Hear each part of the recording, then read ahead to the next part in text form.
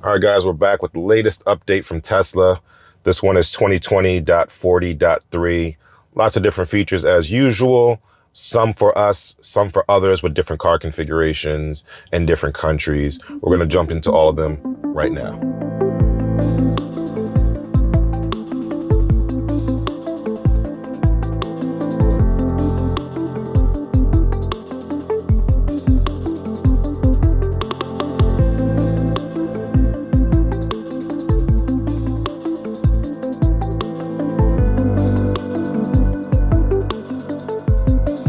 All right, guys, we're back. 2020.40.3. Depending on your car, depending on your configuration, you're going to have some variant of that. You might have 2020.40.4.6. .0 something, but in general, this is basically going to represent all of the features. We'll talk about all the features, even the ones that we didn't get. All right, so let's dive right into it right now.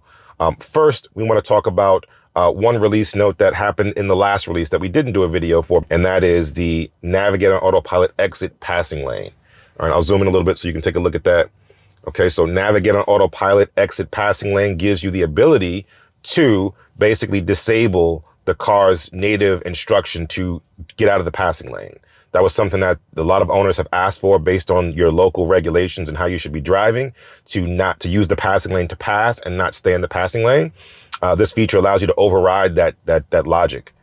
All right, so you can go in here, you go to Autopilot, and then you go to Customize Navigator on Autopilot. You have now Exit Passing Lane as the option. You can choose to say, yes, I want to always exit the passing lane, or you want to say no, meaning if the passing lane is the fastest lane, I have Navigator on Autopilot on. I want it to keep me in that lane until I say otherwise, or until the next exit or interchange comes. So that's a cool feature. Again, enable or disable at your own discretion based on how you like to drive, based on your local regulations and laws, so on and so forth.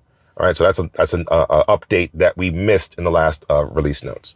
So let's jump into the latest ones here. First and foremost is the speed assist improvements. Again, a carryover from the last release notes, nothing different here.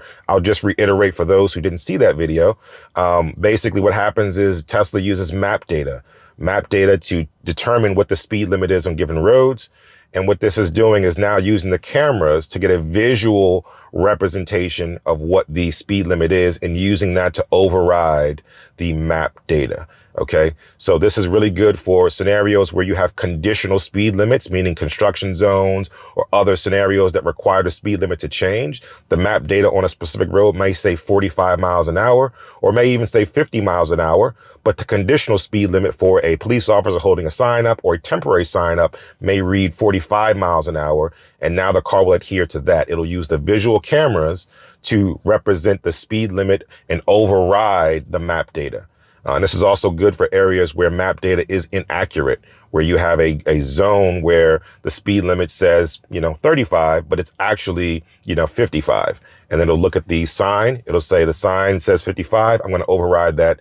And then it's going to update it in your instrument panel or on your touchscreen for the Model 3 and Model Y.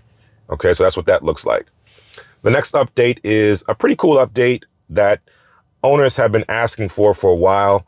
And it's called Priority Bluetooth Device. Now, what this is the fact that right now, prior to this release, I should say, Teslas have always been in a scenario where it uses a Bluetooth device, and whatever Bluetooth device that it's paired to, that's closest to it, is the Bluetooth device it's going to use when you turn the car on or when you get in the car.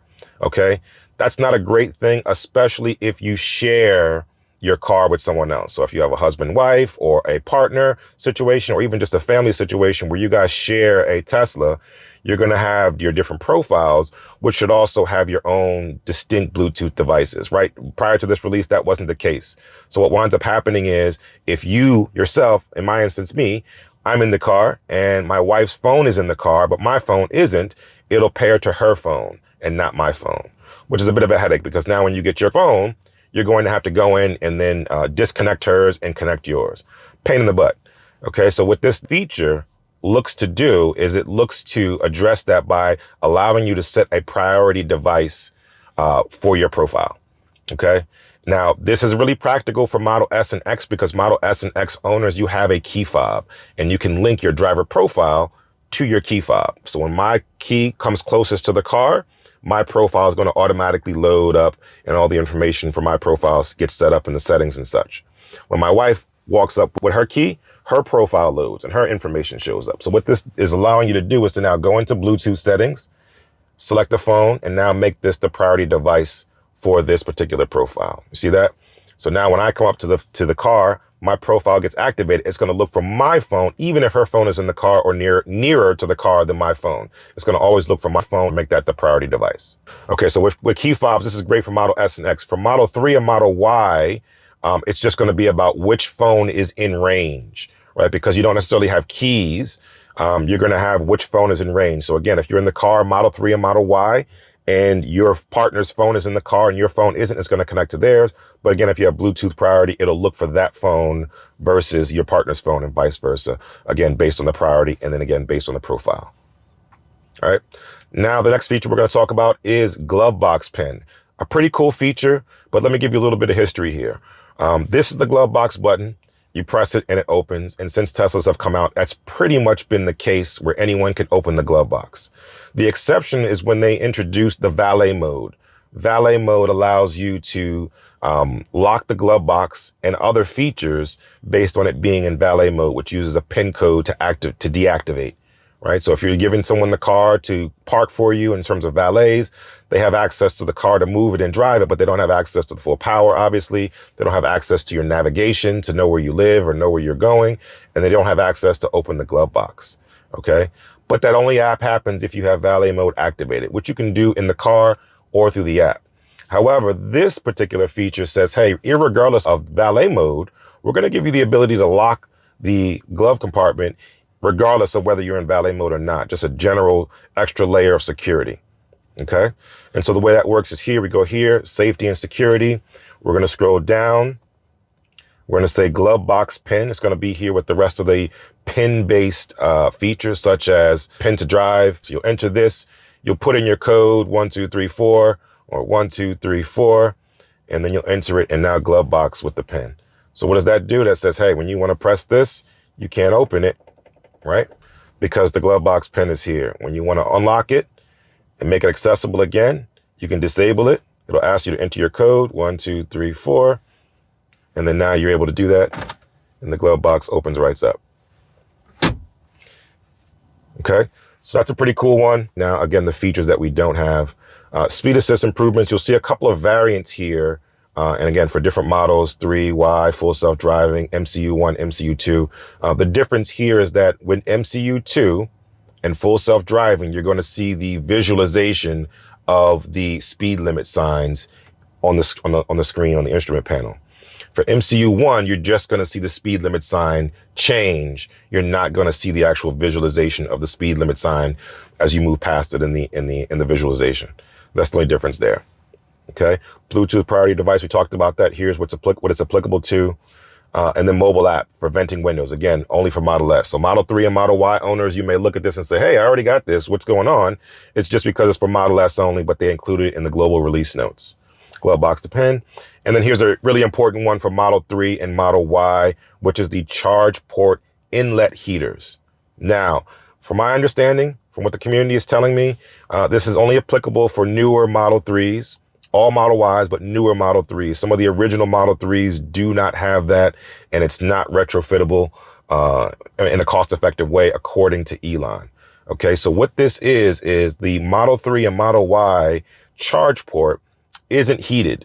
And so in snowy conditions, in cold conditions, moisture gets in and your charge cable gets frozen stuck inside of your charge port. Model Y and Model S, to my knowledge, to the best of my knowledge, but people can correct me if I am incorrect, does have a heated inlet. So the charge port is always heated. You never really have a chance to have it get stuck because that area inside the charge port gets hot when it charges. So it basically heats itself to the point where it shouldn't get frozen. The Model 3 didn't have that at first. And then Model Y, obviously just brand new. It has the capability, but the software wasn't there. So this feature basically allows you to defrost your inlet of your charge port so it doesn't get frozen. Okay, and it says the charge port inlet heater can be activated in cold ambient temperatures by enabling preconditioning using the mobile app. activating the rear defroster button in the vehicle's touchscreen, or preconditioning the vehicle using a scheduled departure. So all three of those things, using the mobile app to turn on the preconditioning, using the rear defroster button here to be able to activate that in the rear of the car, or using scheduled departure, which will automatically precondition the car. All right, so these are all things that are going to do to heat that charge port inlet. But again, my understanding is that this is not available for some of the early VINs for Model 3, and it's not retrofittable in a cost-effective way. All right, so this is pretty cool. Hopefully there's no more frozen charge ports for Model 3s, and definitely none for Model Ys, because they're brand new and they really haven't seen winter just yet, unless you live in a place where it's already been winter. But luckily, this is a good thing. It's a good feature, timely feature, as we in the US are approaching the colder seasons. All right, so that's pretty much it for this update. Let me know if you've noticed any additional features, any additional updates to the UI, to the features, to how the car works and functions. Let me know in the comments. Until the next time, enjoy your day, enjoy your Tesla.